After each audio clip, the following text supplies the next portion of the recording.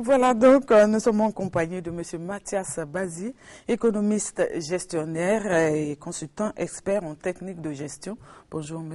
Bazi. Bonjour Madame Ramatou. Bienvenue. Merci. Toujours un plaisir de vous avoir avec nous pour parler économie, même si par moments on est un peu bleu dans la chose, nous qui ne sommes pas trop à l'aise avec les chiffres.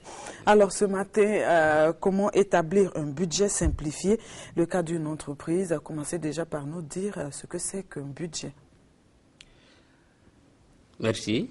Donc, on peut définir le budget comme la prévision financière d'un plan d'action pour une entreprise, généralement à l'échelle d'une année, pour tenir compte aussi des objectifs et des moyens de l'entreprise.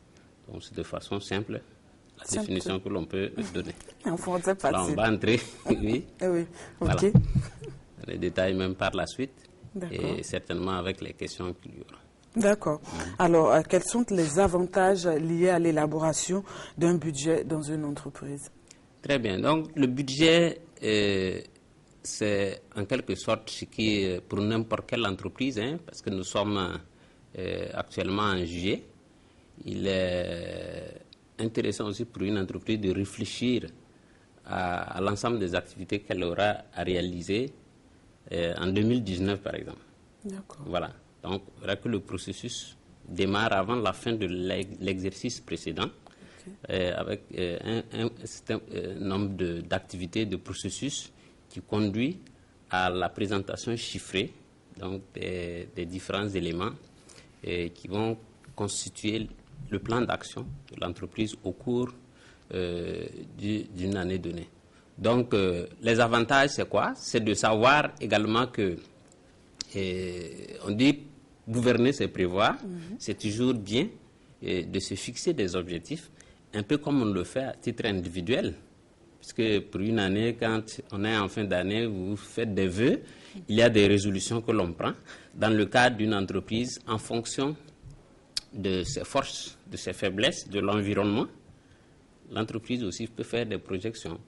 Elle va faire le point d'où elle vient et elle fait des projections. Elle se donne les moyens en fonction de ses capacités pour réaliser des objectifs qu'elle se fixe. Donc c'est toujours bien de faire des prévisions, auquel cas on va naviguer à vue. Je pense que ce n'est pas ça l'objectif aussi d'une entreprise. Ça veut dire que si vous ne faites pas de prévisions, vous régressez, vous progressez, vous ne pouvez pas. En tout cas, faire une comparaison pour essayer donc d'apprécier ce que vous faites, parce que, quoi que l'on dise, l'objectif de l'entreprise, c'est de réaliser un profit, et ce profit ne peut être réalisé que si on se fixe un certain nombre d'objectifs à atteindre. D'accord. Voilà. Alors, mais comment procède-t-on justement dans la construction d'un budget? Voilà. Dans le cadre de l'entreprise, on a choisi l'entreprise parce que si on comprend l'entreprise, il est plus aisé de comprendre aussi l'élaboration aussi des budgets pour des activités, des projets. Peut-être qu'on aura l'occasion de revenir là-dedans.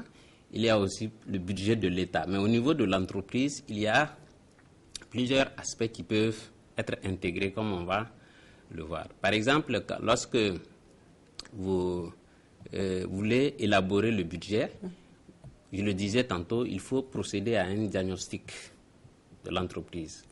On va essayer de voir tous les facteurs externes qui influencent l'activité de l'entreprise, les opportunités qui s'offrent à elle, les contraintes aussi qu'il faut en tout cas contourner, parce que quand c'est une contrainte, c'est de chercher à contourner. Et c'est quoi les contraintes? C'est au plan économique, au plan social, etc. Et les forces de l'entreprise, c'est vrai qu'il y a les opportunités, il y a les contraintes, mais il y a les forces de l'entreprise même. Et généralement, c'est par rapport à ce qu'elle est, puisqu'il y a son histoire. Voilà. Donc, si vous êtes une petite entreprise, vous ne pouvez pas vous comparer aux très grandes entreprises. Il faut aller pas à pas. Voilà. Et vos faiblesses également. Donc, il faut arriver à les recenser. Ça veut dire qu'il y a des informations à recueillir. Voilà.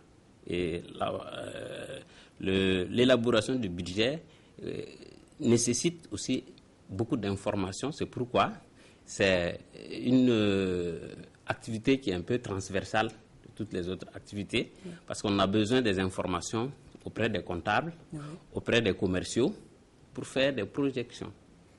Donc, à partir de là, on se fixe des objectifs. Les objectifs peuvent être à moyen et à long terme, c'est-à-dire 2 ans, 3 ans, 4 ans, 5 ans.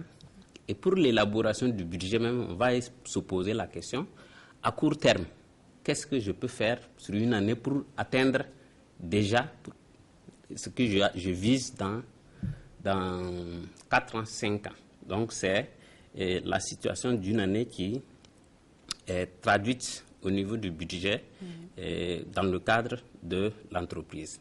Pour ce faire, c'est important donc, d'identifier, de savoir réellement quel est l'objectif principal de l'entreprise. C'est la recherche du profit. Et le profit, c'est quoi? C'est l'écart que vous voulez grand entre ce que vous gagnez et ce que vous allez perdre. Donc, c'est des choix à faire.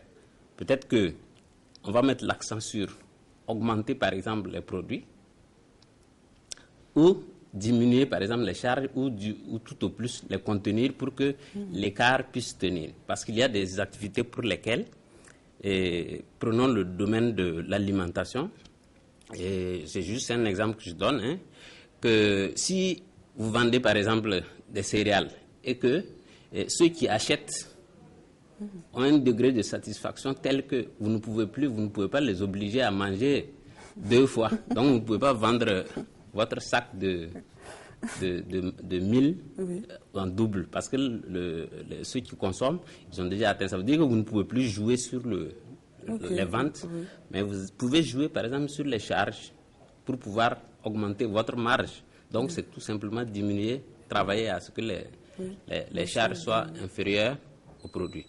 Par rapport aux charges, là, on peut parler, par exemple, de diminuer le personnel. Le personnel ou le montant qu'on leur paye, ou bien peut-être que vous laissez l'électricité, vous n'éteignez pas les lampes. On essaie de voir, parce que c'est surtout ça. Voilà. À l'intérieur, c'est surtout l'efficience. On va se poser la question, est-ce que la charge que je supporte, elle